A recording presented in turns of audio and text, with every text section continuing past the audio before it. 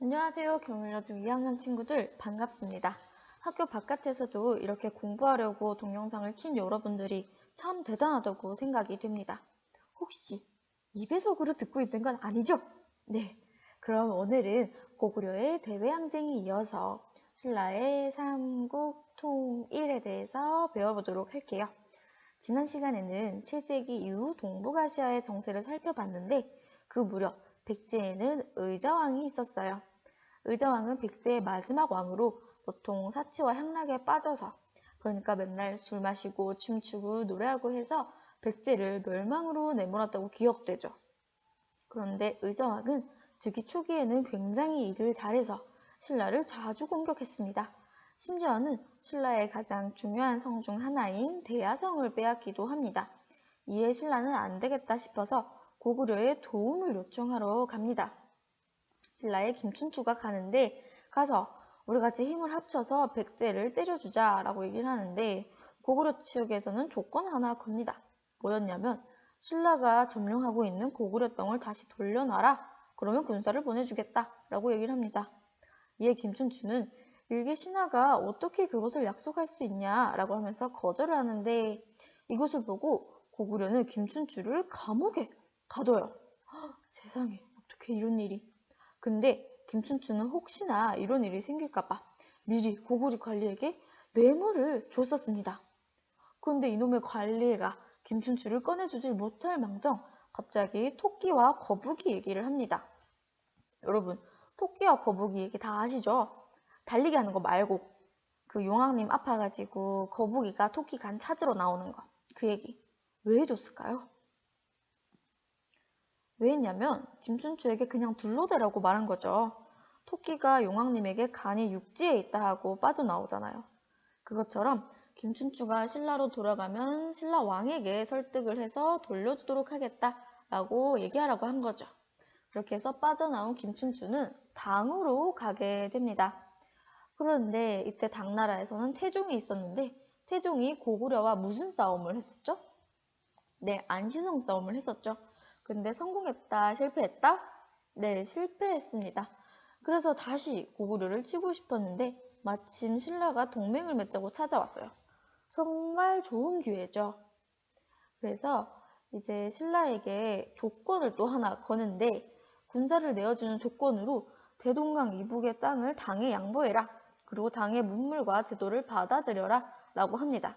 이때 신라는 오케이 하고 이래서 신라와 당이 동맹을 맺게 됩니다. 이게 바로 나당 동맹 체결인데 이에 고구려와 백제는 서로에게 협력을 하게 되고 또 고구려는 중앙아시아 지역에 있는 강국이라는 나라와 동맹을 모색했으며 백제는 외와의 관계를 더욱 강화하게 됩니다.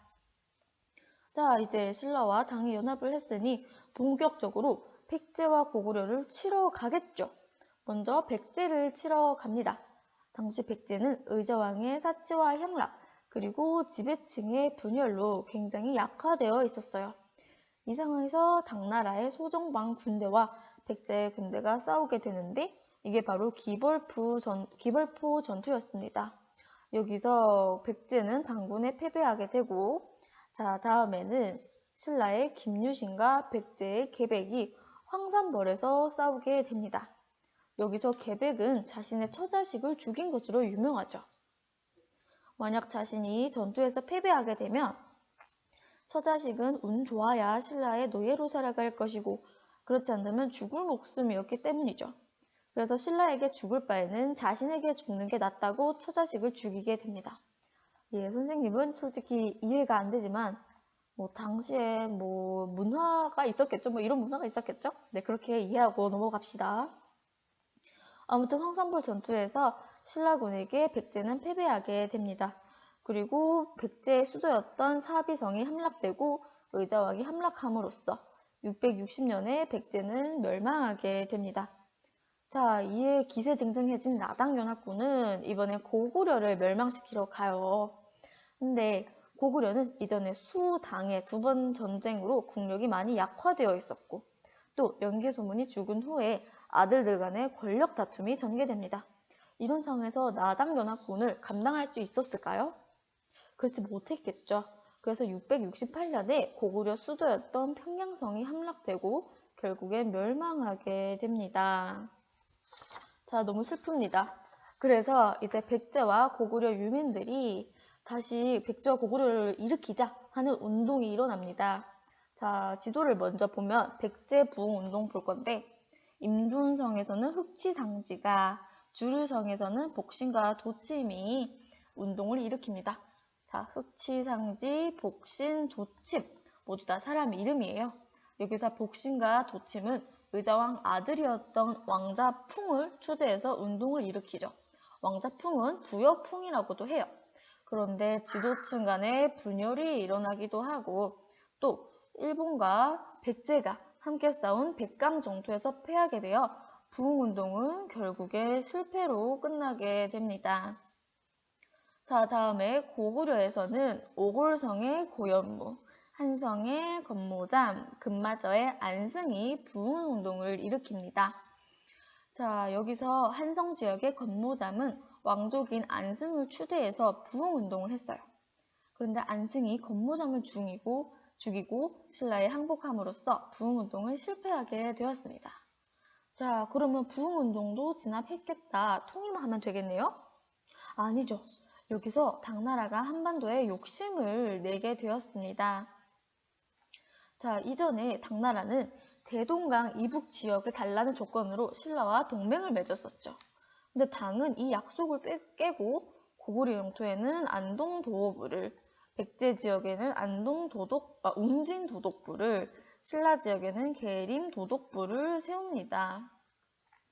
자, 도독부는 당의 통치기관이고 도호부는 군대를 말해요. 지금 고구려, 백제에 이어 신라까지 도독부, 도호부를 세운 것은 무엇을 의미할까요? 지금 한반도 전체를 다 먹어버리겠다라는 거겠죠. 이에 신라는 고구려의 부흥운동을 지원하고 사비에 주둔한 당나라 군대를 다 쫓아버립니다. 그리고 이어서 이 매소성과 기벌포 싸움에서 승리를 함으로써 당나라 군대들을 다 몰아냈어요. 그래서 큰 승리를 하게 되고 676년에 드디어 신라의 삼국 통일이 이루어지게 되었죠. 자, 여러분, 신라의 삼국 통일 과정이 굉장히 길었어요. 여러분들은 이 순서를 기억하는 게 굉장히 중요합니다. 먼저 나당 동맹이 맺어지고 백제 다음에 고구려가 멸망하고 부흥운동이 일어난 다음 나당 전쟁이 일어나는 거죠. 자, 그렇다면 삼국 통일의 한계는 무엇일까요? 통일 과정에서 당의 세력을 끌어들였죠. 그리고 대동강 이북의 고구려 땅을 대부분 상실하게 됩니다. 당나라 군대가 이걸 다 가져갔어요. 그렇지만 의의도 있는데 그게 뭐냐면 첫 번째로 고구려 백제 유민과 함께 당을 몰아낸 자주적 통일이었다. 우리 민족 최초의 통일이었다. 그리고 민족 형성의 계기가 마련되었다 했는데, 자, 이전에는 고구려 백제 신라가 우리는 한민족이야 라고 얘기를 했을까요? 아마도 아니었겠죠. 그렇게 싸웠는데 뭐 지금의 대한민국, 일본, 중국의 관계와 같다고 생각하면 될 것 같아요. 그래서 이때 신라가 삼국 통일을 함으로써 민족 형성의 계기가 마련되었다. 그리고 이를 통해 새로운 민족 문화 발전의 기반이 형성되었다라고 볼 수 있습니다. 자, 여러분, 지금까지 신라의 삼국 통일 과정을 살펴봤어요. 지금까지 집중해서 잘 들었죠?